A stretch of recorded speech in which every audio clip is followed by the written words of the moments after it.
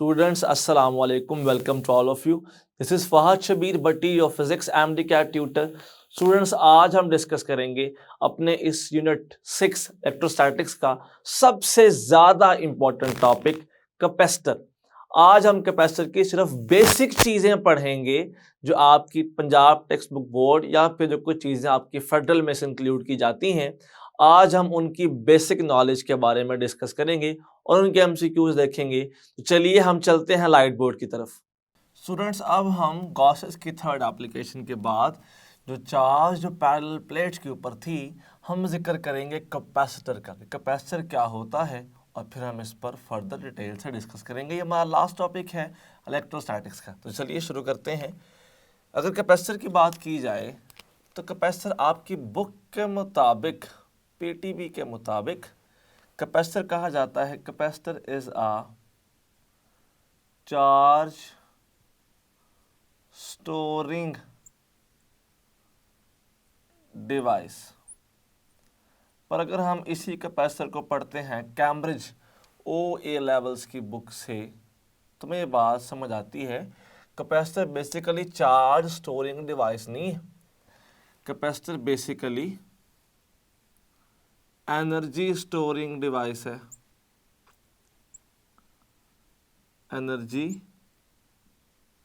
Storing device है जो charge को रीडिस्ट्रीब्यूट करती है, जो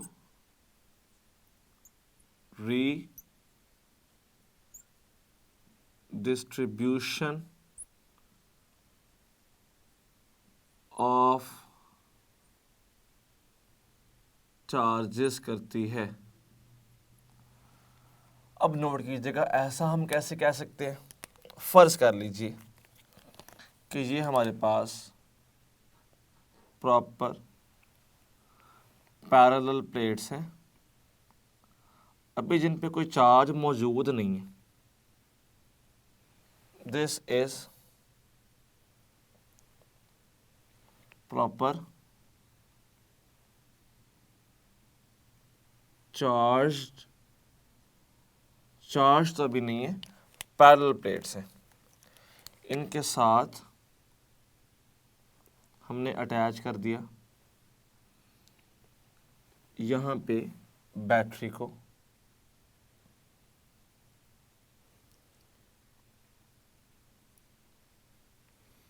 अब नोट कीजिएगा, अभी हमने यहाँ पर कुछ भी अटैच नहीं किया हुआ। तो अटैच किए बगैर अगर इन प्लेट्स को देखा जाए तो इन पे क्योंकि चार्ज ज़ीरो है, तो इन प्लेट्स के दरमियान में पोटेंशियल डिफरेंस भी ज़ीरो है। अब हम इसके साथ यहाँ पे अटैच कर देते हैं बैटरी। हमने साथ ही अटैच कर दी है एक बैटरी को। This is positive terminal, this is negative one. अब होता बेसिकली क्या है, बैटरी लगाने से पहले ये प्लेट्स थी न्यूट्रल। न्यूट्रल का मतलब हरगिज़ ये नहीं होता कि इन पे कोई चार्ज नहीं है। न्यूट्रल बेसिकली मीन्स कि इन प्लेट्स के ऊपर जितना पॉजिटिव चार्ज था उतना नेगेटिव चार्ज भी मौजूद था। और अगर साथ हमने बैटरी को अटैच कर दिया स्टूडेंट्स, तो फिर जो इस प्लेट के पास इलेक्ट्रॉन्स हैं, उन इलेक्ट्रॉन्स को ये पॉजिटिव टर्मिनल सक आउट कर लेता है। अब जो इलेक्ट्रॉन्स थे वो इलेक्ट्रॉन्स बेसिकली यहाँ से इस प्लेट से निकलना शुरू हो गए और वो आना शुरू हो गए किसकी तरफ, पॉजिटिव टर्मिनल की तरफ। इलेक्ट्रॉन्स के मूव आउट करने की वजह से अब इस प्लेट के पास डेफिशिएंसी ऑफ इलेक्ट्रॉन हो गई है। और जिस बॉडी के पास डेफिशिएंसी ऑफ इलेक्ट्रॉन होती है तो अल्टीमेटली उस बॉडी पर पॉजिटिव चार्ज रिजाइड करता है। हमने ये बात पढ़ी थी। जिस भी बॉडी के ऊपर डेफिशिएंसी ऑफ इलेक्ट्रॉन हो जाएगी तो पॉजिटिव चार्ज लाई करेगा। और जो इलेक्ट्रॉन इस पॉजिटिव के पास आए थे, इस बैटरी ने उन इलेक्ट्रॉन्स पर वर्क किया और उनको इस प्लेट पर ट्रांसफ़र कर दिया negative terminal of battery. Negative ने नेगेटिव को रिपेल किया और रिपेल करने से इन सारे इलेक्ट्रॉन्स को ट्रांसमिट कर दिया, इन सब इलेक्ट्रॉन्स को दे दिया इस प्लेट पर। अब इन तमाम इलेक्ट्रॉन्स का जब इस प्लेट पर आना हुआ तो इस प्लेट के पास एक्सेस ऑफ इलेक्ट्रॉन हो गई and excess of electron leads to negative charge on a body. तो इस पर नेगेटिव चार्ज आ गई। एक्चुअल में इस तरह से हम चार्ज को मूव करवाते हैं। हमारी पीटीबी पंजाब टेक्स्ट बोर्ड ये कहता है, जो पंजाब टेक्स्ट बुक बोर्ड है वो कहता है कि हमने यहाँ पे चार्ज को स्टोर किया। पर असल में ये चार्ज की स्टोरेज नहीं है, ये तो चार्ज की रीडिस्ट्रीब्यूशन है। आप देखें ना, आप चल रहे हैं और आपको रोड पे दिखता है एक 100 रुपये का नोट, आपने उसको रोड से पकड़ा और अपनी जेब में डाल लिया। दिस इज स्टोरिंग समथिंग, कि आपने एक ऐसी चीज़ को पकड़ के अपने पास रखा जो पहले आपके पास नहीं थी, दैट इज स्टोरेज। अब कुछ देर के बाद आपको ख्याल आया कि इस नोट को इस नहीं बल्कि इस पॉकेट में होना चाहिए। आपने इस नोट को यहाँ से निकाला और इस पॉकेट में डाल दिया। Now this is not storing, this is redistribution. आपने उसको उसकी प्लेस को चेंज किया है, ये स्टोरेज तो नहीं है। वो पहले भी आपके पास था, वो अब भी आपके पास है। इन प्लेट्स के ऊपर तो पहले भी चार्जेस थे, अब भी हैं, लेकिन आपने उन चार्जेस को इस तरीके से रीडिस्ट्रीब्यूट किया है कि इन प्लेट्स के ऊपर भी चार्ज डोमिनेट हो गया। So capacitor basically distributes the charges, और इन चार्जेस को रीडिस्ट्रीब्यूट करने की वजह से इन प्लेट्स के दरमियान में इलेक्ट्रिक फील्ड लाई करती है और इस इलेक्ट्रिक फील्ड के अंदर बेसिकली एनर्जी स्टोर होती है। इसीलिए हम पढ़ते हैं capacitor is basically energy storing device, लेकिन एनर्जी स्टोर करती है due to the help of redistribution of charges. अब देखें, जैसे जैसे चार्जेस बढ़ते गए तो चार्जेस ज़्यादा होते रहे इन प्लेट्स के ऊपर। जैसे ये बैटरी, इसे मैं VB कह रहा हूँ, पोटेंशियल ऑफ बैटरी। जैसे ये बैटरी का पोटेंशियल डिफरेंस इस प्लेट से चार्जेस को सक आउट करता रहा और इस पर चार्जेस को देता रहा सेकंड प्लेट के ऊपर, तो चार्जेस जो पॉजिटिव और नेगेटिव थे वो बढ़ते गए। इतना ज़्यादा नेगेटिव यहाँ से सक आउट हुआ, उतना ज़्यादा पॉजिटिव यहाँ पर आ गया, और जितना ज़्यादा नेगेटिव सक आउट किया उतना ज़्यादा नेगेटिव हमने इसके ऊपर प्लेस भी किया। तो चार्जेस बढ़े और चार्जेस के बढ़ने से इन दोनों प्लेट्स के दरमियान में बड़ा पोटेंशियल डिफरेंस, मैं इस V की बात कर रहा हूँ। चार्जेस के बढ़ने से बड़ा पोटेंशियल डिफरेंस। तो आपने कहा कि चार्जेस बढ़े तो पोटेंशियल डिफरेंस बढ़ा। हम फिर कह सकते हैं कि Q डायरेक्ट है किसके, पोटेंशियल डिफरेंस के, और ये V बैटरी नहीं है। This V is basically potential difference between the plates of capacitor. ये वाला पोटेंशियल डिफरेंस है इसका। जब ख़त्म करना है आपने इस प्रोपोर्शन साइन को, तो यहाँ पे आ जाएगा constant, and that constant is actually C। That constant is C।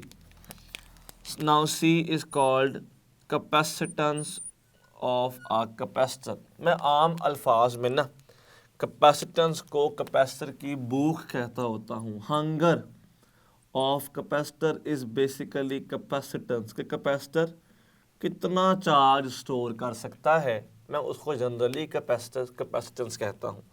अब नोट कीजिएगा ज़रा, यहाँ से मैं कह सकता हूँ, अगर कैपेसिटेंस की बात की जाए, कि कैपेसिटेंस इज द ability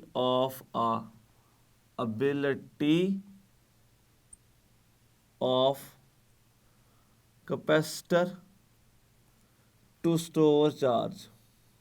ये तो एबिलिटी है कैपेसिटर की जिसकी मदद से वो चार्ज को स्टोर, अगर मैं पीटीबी के मुताबिक कहूँ, या रीडिस्ट्रीब्यूट अगर मैं कैम्ब्रिज के मुताबिक कहूँ, तो हम कर सकते हैं। बेसिकली रीडिस्ट्रीब्यूट ही करते हैं।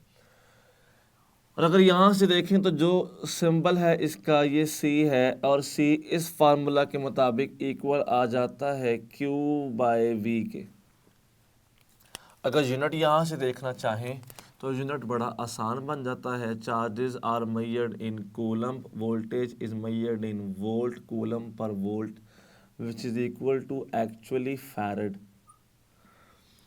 और फैरड को हम शो करते हैं एफ से, लेकिन farad is a very big unit for capacitance. तो जनरली जब आपने मेजर करना होता है तो हम कैपेसिटेंस को मेजर करते हैं इन माइक्रोफैरड या फिर इन पीको फैरड के अंदर। ये ज़्यादा सूटेबल वैल्यूज़ हैं, कन्वीनियंट हैं वैल्यू ऑफ कैपेसिटेंस को मेजर करने के लिए। अब यहाँ से एक बहुत अच्छा क्वेश्चन जहन में आता है, and that is if charge on a capacitor is doubled, if charge on the plates of capacitor is doubled, then capacitance will be, then capacitance क्या हो जाएगी। हमें साथ ही 4 ऑप्शंस दी जाती हैं, 4 टाइम्स बीटा, 2 टाइम्स मतलब doubled Charlie, same and delta, 8 times. अब बच्चा फौरी ये सोचता है कि C is equal to Q by V था, हमने चार्ज को किया डबल, तो Q बाई V तो C होता है, तो ये आ गया 2C। तो option should be beta which is obviously a wrong answer. Students, हम ये बात कैसे भूल जाते हैं कि जब चार्ज को डबल किया जाएगा तो चार्ज तो डायरेक्ट था पोटेंशियल के, अगर चार्ज डबल हो रहा है तो पोटेंशियल भी ऑटोमेटिकली क्या होगा, डबल, क्योंकि दोनों का आपस में डायरेक्ट रिलेशन है। और अगर अब हम देखें कि capacitance is equal to Q by V and if charge is doubled then potential automatically double हो जाता है। और यहाँ पे 2 इस 2 के साथ कट जाएगा and Q by V is equal to C. So correct answer of this MCQ is Charlie. तो यहाँ से ना हमने एक बात सीखी स्टूडेंट्स, और वो बात ये है कि अगर तो कैपेसिटेंस की बात की जाए तो कैपेसिटेंस इज़ बेसिकली, अभी तक कैपेसिटेंस इंडिपेंडेंट है किसके, चार्ज ऑन प्लेट्स के और पोटेंशियल डिफरेंस बिटवीन प्लेट्स के। अभी तक इनके ऊपर इंडिपेंडेंट है। कुछ फैक्टर्स और भी हैं जिन पर इंडिपेंडेंट है, वो हम आगे जाके पढ़ेंगे। So C is equal to Q by V। Charge को डबल करने से कैपेसिटेंस डबल नहीं होती बल्कि वो सेम रहती है, क्योंकि C is a constant of proportionality. ये कैपेसिटर की होती है, चार्ज वगैरह से फर्क नहीं पड़ेगा हमें इस चीज़ पे। और अब हम देखते हैं कि इस कैपेसिटेंस को हम किस किस तरह से चेक कर सकते हैं, या फिर इसकी डिपेंडेंस बेसिकली किन किन चीज़ों पर है। तो चलिए हम स्टार्ट करते हैं। अगर तो हम बात करते हैं डिपेंडेंस की,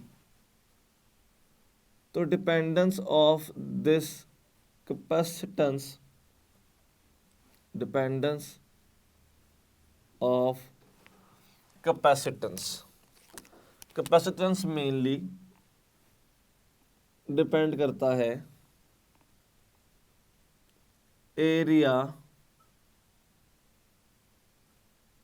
ऑफ प्लेट्स के ऊपर, यानी कि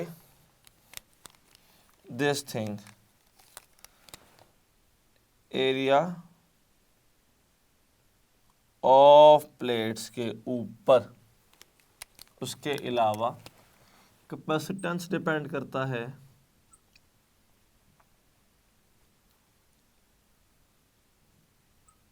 separation between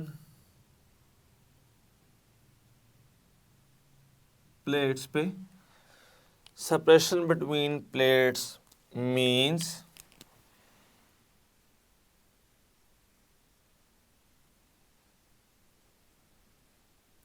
this is the separation between plates. हम एरिया ऑफ प्लेट को शो करते हैं ए से। Separation between plates is shown by D, और इसके साथ ही कैपेसिटेंस डिपेंड करता है मीडियम बिटवीन प्लेट्स पे। मीडियम बिटवीन प्लेट्स, और हम ये बात जानते हैं ना कि जैसे ही हम मीडियम ऐड करते हैं चार्जेस के दरमियान में, तो जो बेसिक हमारे पास फैक्टर शो होता है वो एप्सिलॉन आर होता है, relative permittivity.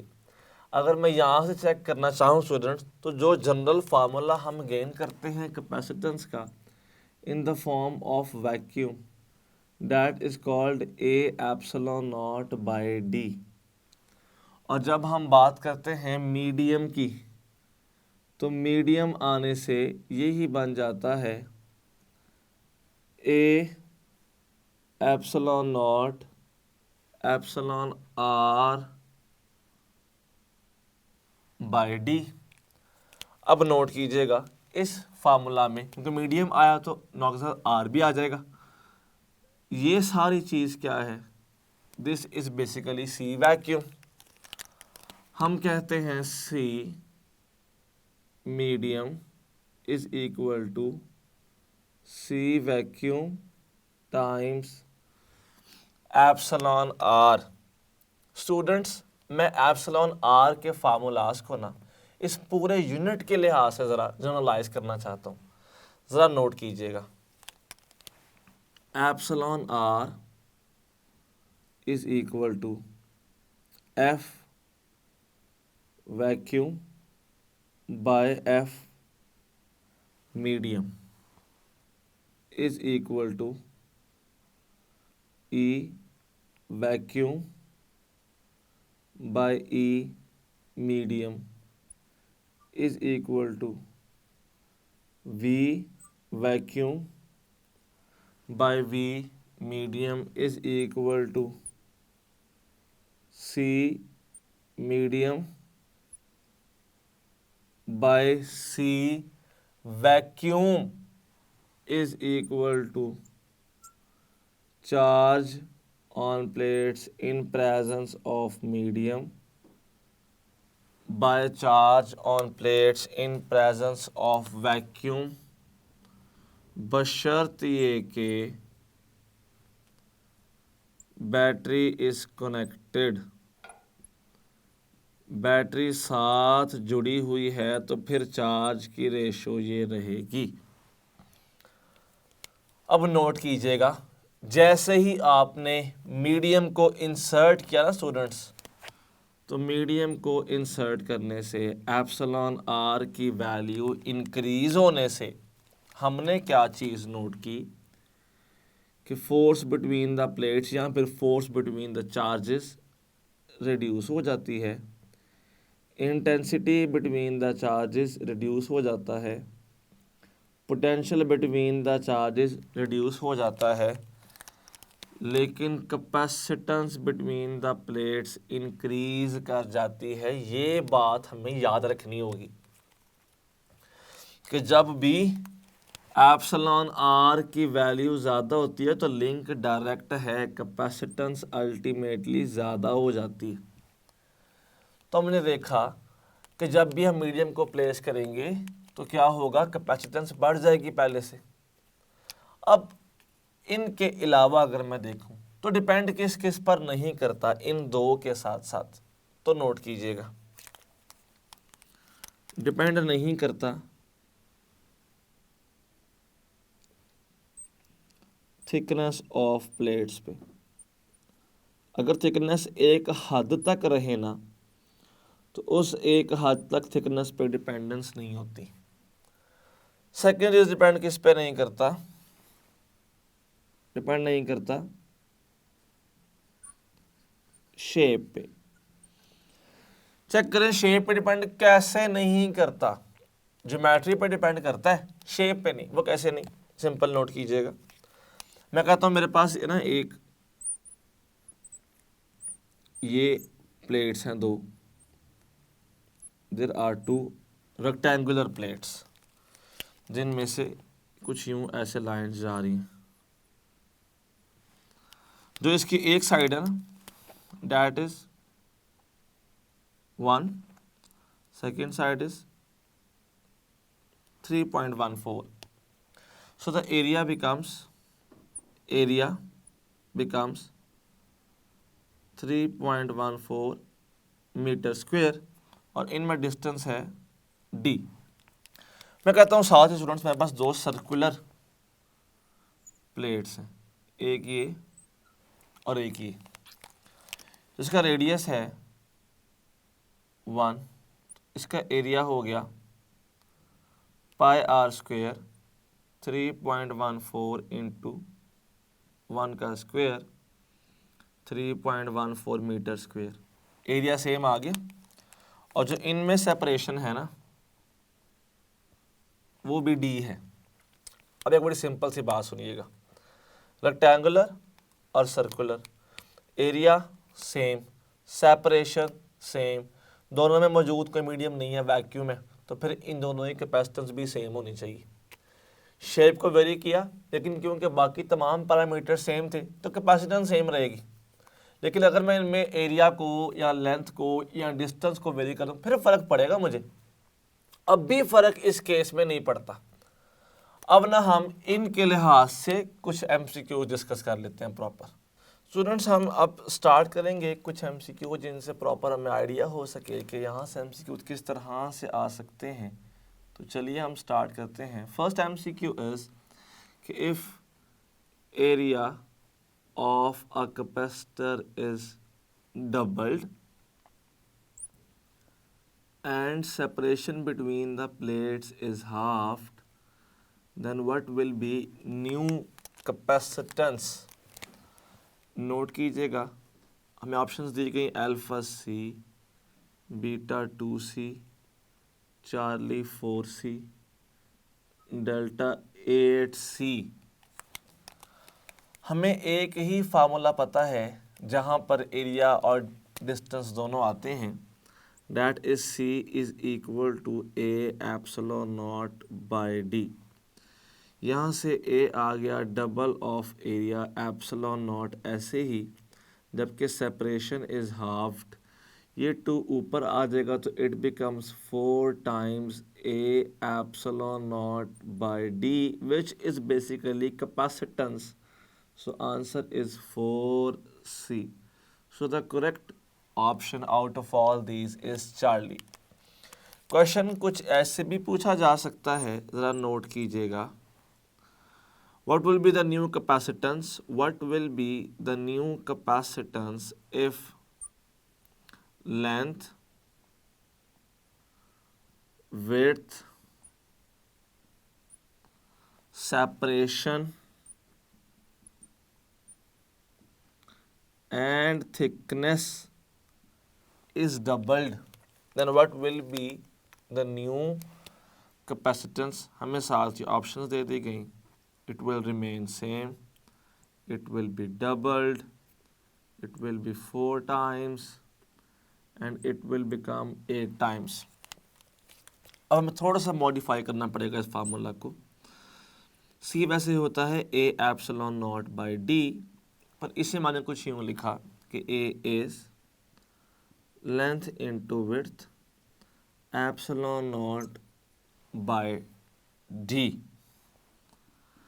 Length is doubled, width is doubled, separation is doubled, there is no role of thickness, वो तो वैसे रोल नहीं है, ये 2:2 के साथ कट गया, बाकी क्या बना भला 2 times A epsilon naught by D which is actually capacitance। So correct answer is 2 times of capacitance। Question हमें ऐसे भी पूछा जा सकता है, ज़रा नोट कीजिएगा कि if capacitance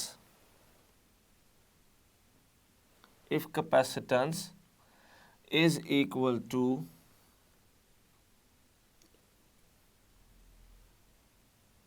70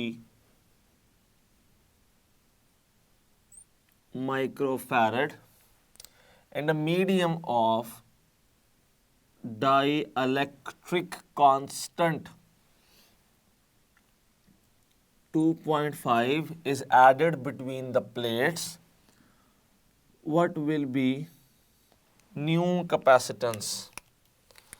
हमें साथ ही ऑप्शन दे दी जाती हैं what will be its new capacitance, हमें साथ ऑप्शन दे दी गई 28 microfarad, it will remain same 70 microfarad, 175 microfarad, और it will be 0। तो सिंपल ज़रा नोट कीजिएगा, हमने फार्मूला पढ़ा कि C medium is equal to epsilon R times C vacuum. Epsilon R is basically 2.5 times 70। 70 into 2 becomes 140, 70 का half होता है 35, दोनों को ऐड कर लें 140 plus 35 is equal to 175 microfarad। So students, Charlie is the correct answer। हमें ये question ऐसे भी पूछा जा सकता है, ज़रा नोट कीजिएगा, if after inserting a medium of dielectric constant 3.5 capacitance become 210 microfarad, then what will be its capacitance if the medium is removed? अगर मीडियम को रिमूव कर देंगे तो फिर कैपेसिटेंस क्या होगी? हमें यहाँ पे ऑप्शन दे दी गई 50 microfarad, beta is 60 microfarad, Charlie is actually 70 microfarad, and delta is 80 microfarad। तो बताइए which of the following is correct value? हमें फार्मूला पता है कि जो C मीडियम होता है that is actually equal to epsilon R times C vacuum, जहाँ से हमारे पास जो लिंक आ जाएगा that is C vacuum is equal to C medium by epsilon R। C medium is 210 by 3.5। Note कीजिएगा 3.5 इंटू 2 होता है 7, और 7 इंटू 3 कितना होता है 21। सो 3.5 इंटू 6 होता है 21। This becomes 60 microfarad। So students, beta is the correct option. चले हम फर्दर देखते हैं, हमें क्वेश्चन ऐसे भी पूछा जा सकता है, क्वेश्चन ऐसे भी आ सकता है। हमें क्वेश्चन क्या है ज़रा वो नोट कीजिएगा,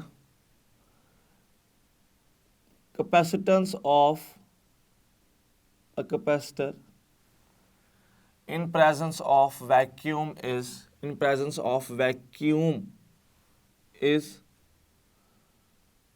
40 picofarad। A medium is inserted between the plates of capacitor and its capacitance further increases। Capacitance further increases by 120 picofarad. Capacitance further increases by 120 picofarad. What will be the value of dielectric constant? हमें साथ ही options दे दी गई. Alpha is 3, beta is 4, Charlie is 5, delta is 2. तो note कीजिएगा, हमारे पास यहाँ से epsilon R का formula आ जाता है C medium by C vacuum. C medium is actually total capacitance after the medium is inserted. तो कितना होगा 40 प्लस 120. ऐसा कैसे? उसने ये नहीं कहा कि 120 हो गया है, उसने कहा 40 से 120 फर्दर इंक्रीज हो गया. सो 40 प्लस 120 बिकम्स 160. हमने क्वेश्चन में ये बात नहीं की कि मीडियम इंसर्ट करने के बाद कैपेसिटेंस हैज बिकम 120 पिकोफैरड. नहीं, हमने कहा कि 40 था, मीडियम ऐड करने के बाद कैपेसिटेंस 120 और बढ़ गई है. मतलब 40 में 120 में ऐड करना पड़ेगा. और वैक्यूम में कितना था भला? सिर्फ 40. 40 plus 120 equals 160 by 40 is equal to 4. So students,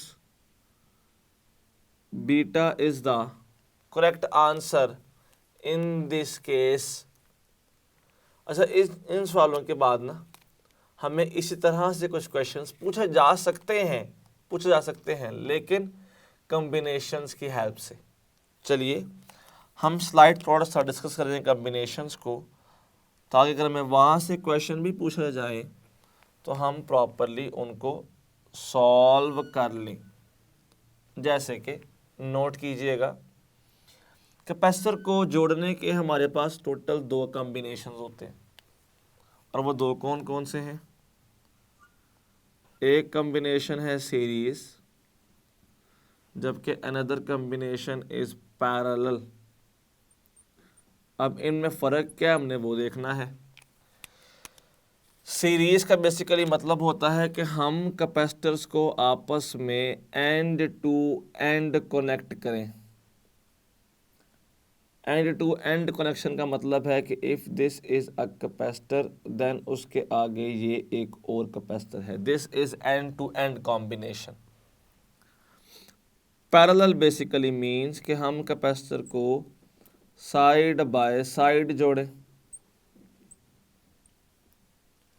side by side जोड़ने का मतलब है कि अगर हमारे पास ये एक कैपेसिटर है तो इसकी ये साइड कनेक्ट हो with same side, and this is side by side combination. First कर लीजिए कि value of this capacitor is C1, this capacitance is C2, और यहाँ पे this is C1 and this is C2. और अगर अल्टीमेटली मुझे निकालना पड़ता है कि इक्वलेंट कैपेसिटेंस क्या होगी, तो इस केस में equivalent capacitance is basically 1 by C equivalent is equal to 1 by C1 plus 1 by C2. अगर तो मुझे एक चीज़ यहाँ पर निकालनी पड़े तो पैरेलल में इक्वलेंट कैपेसिटेंस निकालने का फॉर्मूला सिर्फ उनको ऐड करना होता है C1 plus C2. This is simple addition in parallel combination. अगर यहाँ पर देखा जाए, अगर मेरे पास सिर्फ 2 वैल्यूज़ हैं तो रेसिप्रोकल की फॉर्म में उनको सॉल्व करने से बड़ा बेहतर है कि मैं डायरेक्ट सॉल्व करूँ. अगर 2 हैं, C equivalent is equal to product by sum which is equal to C1 C2 by C1 plus C2. लेकिन अगर 2 हों जिनकी वैल्यूज़ भी सेम ना हों, 2 डिफरेंट कैपेसिटेंसेस पे हम ये अप्लाई कर सकते हैं. अच्छा, अगर 2 या 2 से ज़्यादा हों लेकिन वैल्यू सेम हो तो फिर क्या होगा? ज़रा नोट कीजिएगा. अगर तो सेम वैल्यू ऑफ C होती है तो फिर तो C equivalent is equal to C/n। सबकी वैल्यू सेम है, C जितनी तादाद हो उस पर डिवाइड कर दें। स्टूडेंट्स हम इसी को ना C/n को हम C मिनिमम भी कहते हैं। अगर मैं यहाँ पे देखूँ कि अगर सेम वैल्यूज़ मुझे मिल रही हैं तो क्या करना चाहिए? अगर सेम वैल्यूज़ ऑफ कैपेसिटेंसेस हैं तो फिर जो सिंपल C इक्वलेंट होता है वो NC होता है। C इक्वलेंट NC आता है, जिसको ना हम C मैक्सिमम भी कह देते हैं। और एक बात याद रखेंगे कि सीरीज़ में क्योंकि रेसिप्रोकल्स को हम ऐड कर रहे हैं ताकि रेसिप्रोकल ऑफ इक्विवेलेंट मिल सके, तो हम एक बात याद रखेंगे कि सीरीज़ के अंदर हमें जो भी इक्विवेलेंट गेन होता है ना वो हर इंडिविजुअल से छोटा होता है, जबकि पैरेलल में हमें मिलने वाला इक्विवेलेंट हर इंडिविजुअल से बड़ा होता है, क्योंकि सम हमेशा ज़्यादा ही होगा। यहाँ से जो बड़ा हमें बेसिक और आसान से MCQ आ सकता है वो हमें ऐसे भी पूछ सकता है कि which of following equation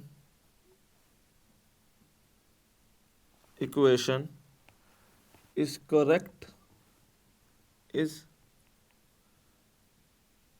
correct for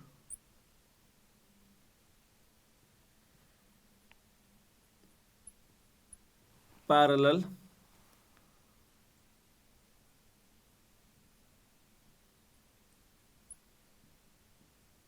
combination। यहाँ पे अल्फा आ गया students, C equivalent is equal to 1/C1 plus 1/C2। Beta आ गया C equivalent is equal to 1/C1 plus C2। Charlie आ गया C equivalent is equal to C1 plus C2, जबकि delta आ गया 1/C equivalent is equal to 1/C1 plus 1/C2। हमें यहाँ पे स्टूडेंट्स पूछा गया है पैरेलल कॉम्बिनेशन के बारे में, जिसमें हम सिर्फ ऐड करते थे। So without any doubt Charlie is the correct option. हमें स्टूडेंट्स ये सेम क्वेश्चन पूछा जा सकता है सीरीज के मुतालिक भी, जैसे which of the following equation कि इनमें से कौन सी इक्वेशन इज ट्रू सही है, सच्ची है for series combination. Series combination के लिए इनमें से कौन सी बात बिल्कुल ठीक है? चलिए नोट करते हैं। अल्फा आ गया C equivalent is equal to 1/C1 plus 1/C2। Beta आ गया C equivalent is equal to 1/C1 plus C2। Charlie आ गया C equivalent is equal to C1 plus C2, जबकि डेल्टा आ गया C equivalent is equal to 1/C1 plus 1/C2। बताइए इनमें से कौन सी बात बिल्कुल ठीक है? अगर अल्फ़ा को देखें तो यहाँ पर 1/C इक्वलेंट आना चाहिए था, लेकिन वो तो किसी भी फॉर्म में नहीं आ रहा। बीटा को देखें तो हम ऐसे नहीं लिख सकते थे, क्योंकि यहाँ पर 1/C1 प्लस 1/C2 सेपरेट होता और यहाँ पर 1/C इक्वलेंट होता। ये तो आ गया फार्मूला पैरेलल का। ज़रा इसको नोट कीजिएगा, अगर मैं इस पूरी फॉर्म को उठा के ऊपर ले जाऊं और C इक्वलेंट आ जाए नीचे, तो हम कह सकते हैं कि 1/C equivalent is equal to 1/C1 plus 1/C2। So students delta is the correct option.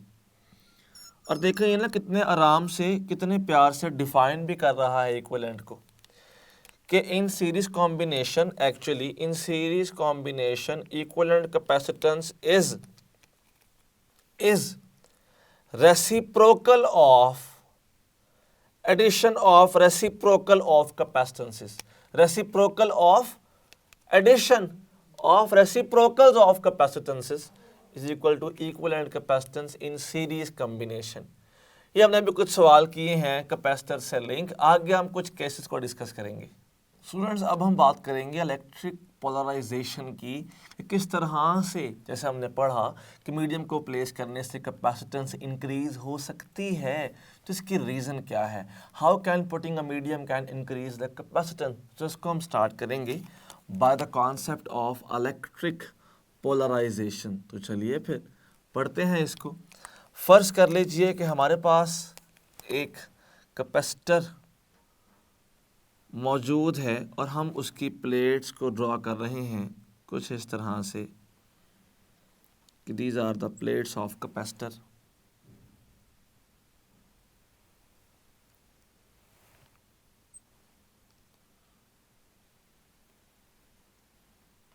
These are the plates of capacitor. अगर कैपेसिटर है तो लाजमन सी बात है इस पर चार्ज भी होगा।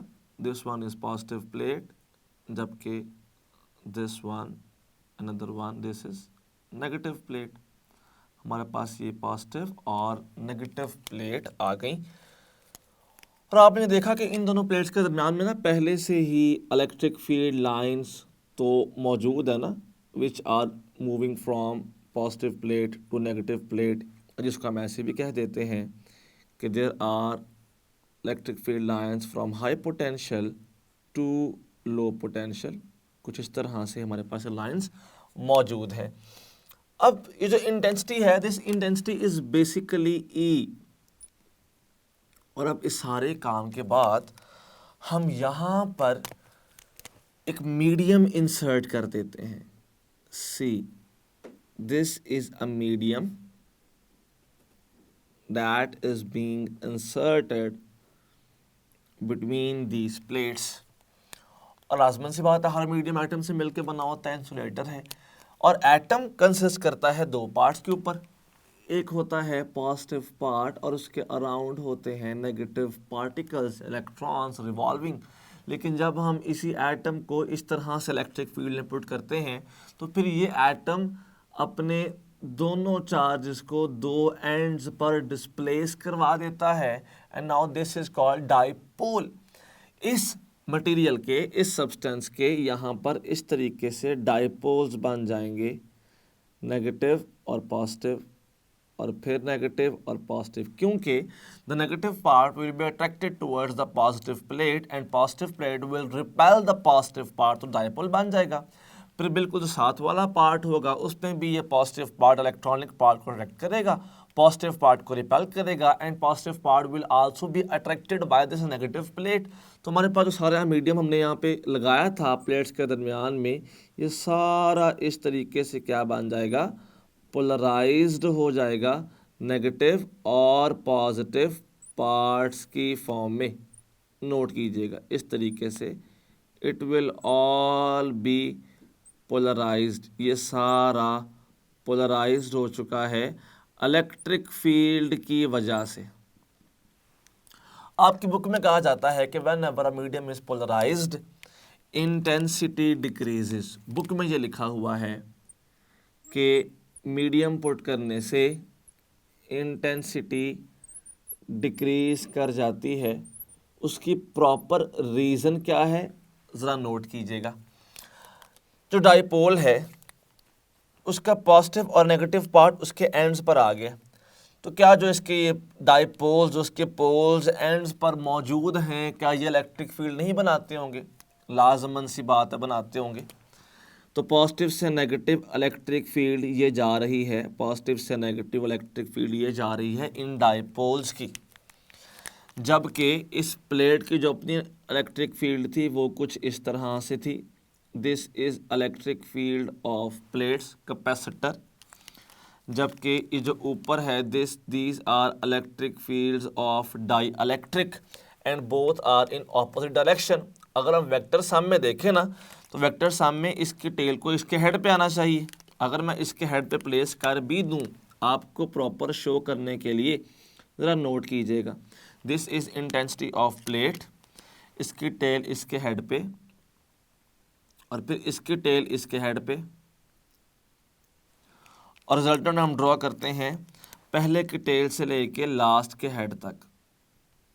तो आप नोट कीजिए, जो रिजल्टेंट फील्ड बनी मीडियम को प्लेस करने के बाद, क्या वो खाली प्लेट की फील्ड से तो बहुत कम नहीं? तो जब हम मीडियम को ऐड करते हैं तो डाइइलेक्ट्रिक अपनी ऑपोजिट फील्ड को भी शो करता है, जिसकी वजह से जो टोटल इंटेंसिटी है वो डिक्रीज कर जाती है। और हमने एक फार्मूला पढ़ा पोटेंशियल ग्रेडियंट का कि E is equal to V by D.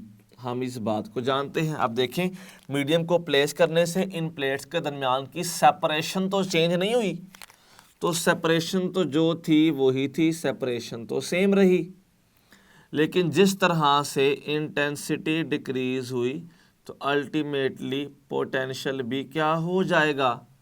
Decrease हो जाएगा।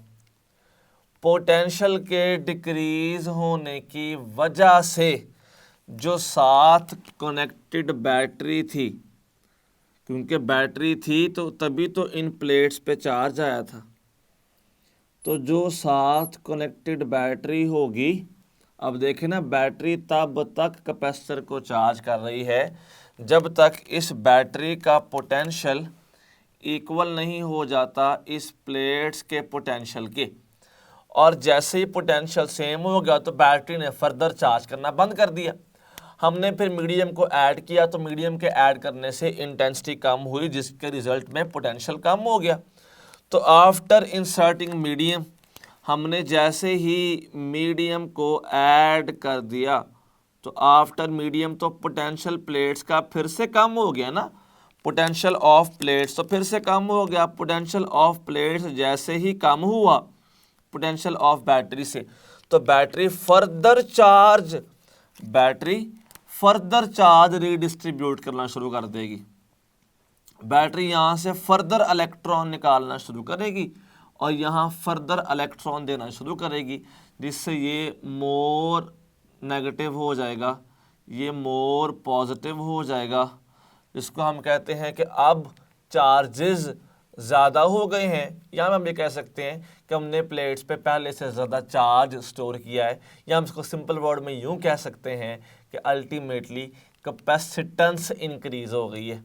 वो जितनी कैपेसिटी उसकी पहले थी अब वो उससे भी ज़्यादा स्टोर कर रही है। तो याद रखिएगा कि हम असल में जब भी किसी मीडियम को इंसर्ट करते हैं तो उस मीडियम के अंदर पोलराइजेशन प्रोसेस होता है, डाइपोल्स बनते हैं, डाइपोल्स इंटेंसिटी कम कर देते हैं जिससे पोटेंशियल कम होता है, और पोटेंशियल को दोबारा सेम करने के लिए स्टूडेंट्स हमेशा कैपेसिटेंस को बढ़ाया जाता है। बैटरी ज़्यादा वर्क करती है कैपेसिटर के ऊपर, क्योंकि पोटेंशियल डिफरेंस कायम रह गया था।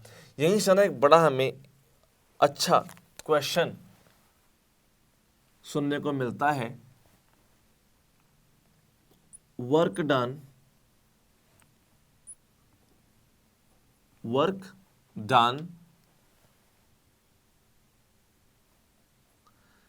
in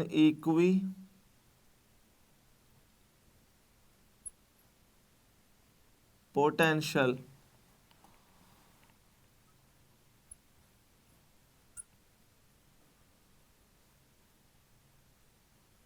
surface is, work done कितना होगा इक्वी पोटेंशियल सरफेस पे, हम कहते हैं QV, हम कहते हैं QV/2, चार्ली कहते हैं 2QV, और डेल्टा कहा जाता है 0। तो एक बात याद रखिएगा, हमने वर्क का हमने फार्मूला ये पढ़ा था कि work is equal to Q delta V, work is equal to Q delta V होता है, जिसको हम कह सकते हैं क्यू V2 माइनस V1। हाँ, जब कभी हम चार्ज को इन्फिनिटी से लेके आए तो तब V1 0 हो जाता है, तो फिर QV बनता है, वैसे तो डेल्टा V रहता है। अब क्योंकि इक्वी पोटेंशियल है तो इक्वी पोटेंशियल मीन्स के पोटेंशियल तो सेम है। अगर पोटेंशियल सेम है तो V2 माइनस V1 तो ज़ीरो हो जाएगा, तो फिर आंसर क्या आ जाएगा? Zero. So equipotential surface पर कभी भी वर्क नहीं होता। वर्क तभी होगा when there will be any potential difference.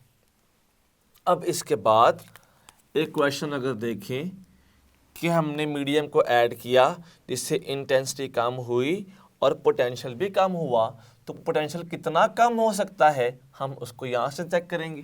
ज़रा नोट कीजिएगा, एज आफ्टर इंसर्टिंग अ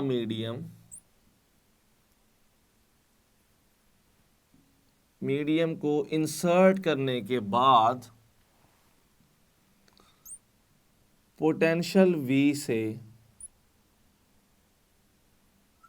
V/8 हो गया है। What is the value of dielectric constant? 2,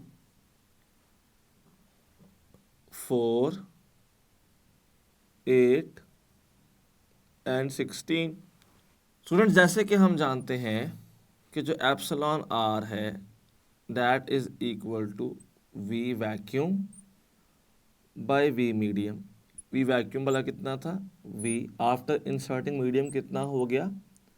V/8। Students, यहाँ पे V इस V के साथ कट जाएगा और 8 यहाँ पे ऊपर आ सकता है, तो एप्सिलॉन आर की जो वैल्यू फिर बनी दैट इज एक्चुअली 8। हमें यहाँ पे डिफरेंट चीज़ें भी पूछी जा सकती हैं, जैसे कि हमें ये भी कहा जा सकता है कि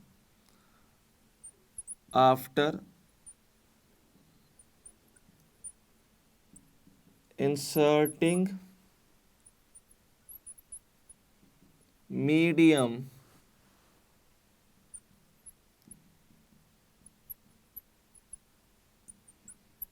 between plates of capacitor after inserting medium between plates of capacitor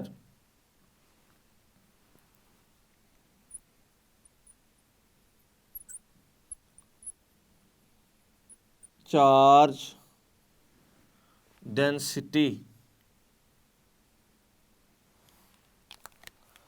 और यहाँ पे हमें ऑप्शन दे दिए गए इंक्रीजेस, बीटा आ गया, डिक्रीजेस, चार्ली आ गया,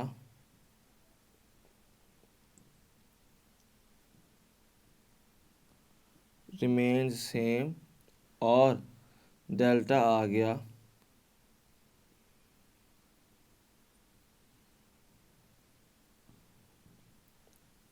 फर्स्ट इंक्रीजेस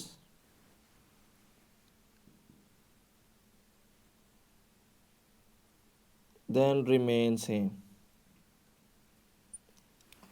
तो याद रखिएगा कि जब हमने मीडियम ऐड किया इस जनरल केस में जहाँ पे साथ बैटरी कनेक्टेड है, तो बैटरी जहाँ पे कनेक्टेड है इस केस में जैसे ही ऐड करते हैं मीडियम, तो तब उस मोमेंट पे जब मीडियम ऐड किया जाता है तो उस मोमेंट पर साथ ही इंटेंसिटी डिक्रीज कर जाती है, पोटेंशियल डिक्रीज कर जाता है, फर्दर चार्ज मूव करने की ट्राई करता है, चार्ज बढ़ जाता है, कैपेसिटेंस बढ़ जाती है, जबकि चार्ज डेंसिटी भी डिक्रीज कर जाता है उस मोमेंट पे। अच्छा, ये ना मैं एट द मोमेंट बात कर रहा हूँ, ये इनके एंड रिजल्ट नहीं है। End result are something changed, वो हम डिस्कस करेंगे इन ओवर नेक्स्ट लेक्चर मुकम्मल केसेस के साथ। ये एट द मोमेंट ऐसा हो, जैसे अपने मीडियम ऐड किया, चार्ज डेंसिटी कम होगी, इंटेंसिटी कम होगी, पोटेंशियल कम हो गया, उसे पूरा करने के लिए फिर चार्ज मूव कर रहा है, ठीक है। तो इस तरह से अगर यहाँ पे देखा जाए तो चार्ज डेंसिटी भी फौरी डिक्रीज कर जाती है। जैसा हमने आज देखा स्टूडेंट्स कि कैपेसिटर जिसको हम शुरू में बेसिक वे में लेके चल रहे होते हैं, वो बेसिक वे भी कितना ज़्यादा इम्पॉर्टेंट है और हमने उसको मुकम्मल डिटेल के साथ पढ़ा। उम्मीद है कि आपको सारा समझ आ गया होगा कि मीडियम डिपेंडेंसी क्या है, उसके फार्मूलाज क्या हैं, एमसीक्यूज़ कैसे आ सकते हैं। लेकिन अगर फिर भी कुछ समझ ना आए तो काइंडली कमेंट कीजिएगा ताकि हम आपको प्रॉपर गाइड कर सकें। अपना ख्याल रखिएगा। शुक्रिया।